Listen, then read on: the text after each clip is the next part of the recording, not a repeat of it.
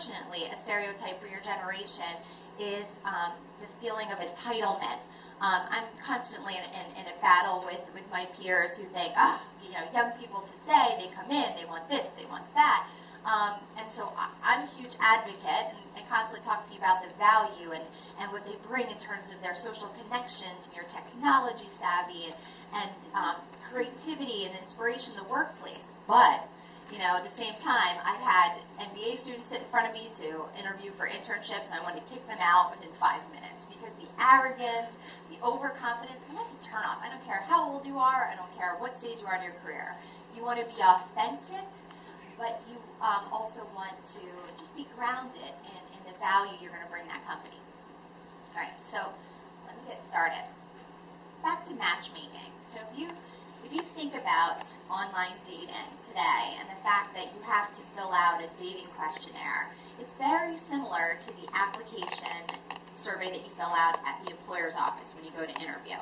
You're basically asked a bunch of questions about your background and they're pre-screening your qualifications, trying to figure out if there's a fit. I can't even tell you the countless numbers of meetings I've been in with executives within our company across other industries talking about the talent gap and how are we going to ensure and sustain our success, and there's going to be a huge deficit in leadership when the baby boomer generation retires, and we can't find and hire enough talent right now to fill those positions. That should give you encouragement. That should help you know, again, your worth and that they need you.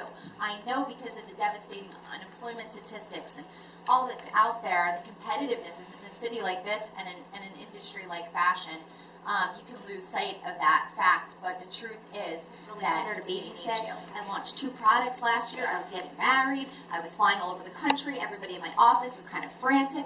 So we weren't even present for a lot of her experience. So about 3 weeks, a month went by, and I started to notice a little bit of a difference in Nancy, this shining star that I was like falling over myself to get to work in the office. I could just feel like, maybe she was a little bit disenchanted by what the experience was, and so I scheduled a one-on-one with her, and I said, let's do a catch-up meeting, realizing that I have a little bit more time, and there's some people within our group that I haven't really gotten a chance to get to know, and they're more at your level and other levels, and I was just wondering if it's okay if I set up a meeting and get to know them. And then she went on to say, and I hope that you don't take this personally, I love marketing, but this is my first time working in a huge organization. I've heard talk of a business development group, a corporate strategy group, human resources group works on leadership programs. And would it be okay if maybe I met people in those departments? So, I'm like a proud mother. I'm loving every minute of this. And so we came up with a plan, and I said, all right, this is what I need you to do. I want you to go back, I want you to write out all the list of people that you know of, who they are, and then give me a list of all the departments. That's on you. You figure out what other groups you want to be connected with. And then write a little one-paragraph blurb on who you are and where you went to school and why you're interning there, that you want to get to know them and just find out more about their career experience at our company. I can also tell you this.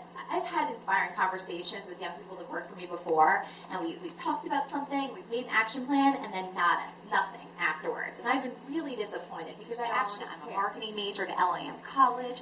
I've learned a lot about your company. In fact, I read that XYZ. I'd really love to work there and talk to you about the position of whatever. I brought with you my resume, my cover letter, and actually a brag book that gives you a little bit more insight into who I am, and I'd love to share that with you at any point in time. My email address, that works with it up here. You have my website. I just want to tell you this. Please feel free to email me. I will email you back. Number 2, I really want to know how you do next week. I'm really curious about what your experience was, if any of this advice helped, made a difference. I don't even care if it's a couple months down the road and you're actually sitting in an interview and a thought or something that we talked about today really made an impact. So here's the quick summary.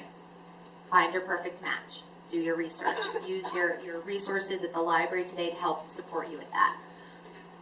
Sell yourself, your resume, your cover letter, your brag book or portfolio. Personalize them, customize them, invest in those. Practice the STAR method. It's awkward. You don't want to sound like situation, text, action, result. Like you want to sound like a little bit more fluid and natural. I can tell, and I don't ever, detract. It doesn't detract from the interview, but a couple times I've interviewed students, I can see them being like, well, what happened was, and then and that's fine. You know what that means to me? They made the effort. They really wanted to kind of speak the language.